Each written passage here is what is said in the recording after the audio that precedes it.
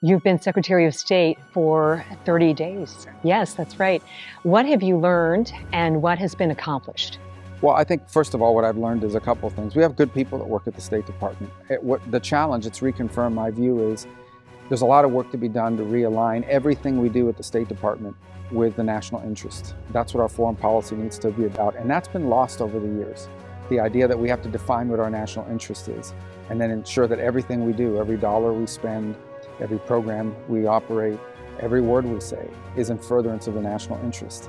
Is that, if I could jump in, is that what an America First State Department looks like? Yeah, an America First State Department is not an America-only State Department. It's a State Department that defines what is the important national interest the United States has in different parts of the world, and then everything we do is aligned with that principle.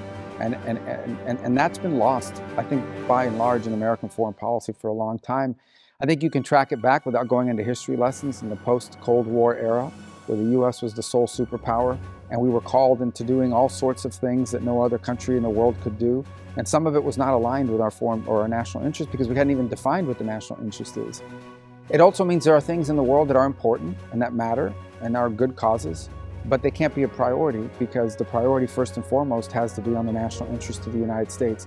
So I think this is by and large an organization of people that seek direction, and if you give them clear direction about what we're trying to pursue and accomplish, they'll go out and they'll do it. And that's how we're trying to align, even as we have to do our job on a daily basis, is what our hope is to align and give the State Department clear missions from the field, meaning our embassies and people out across the world, all the way to the 7th floor where I work.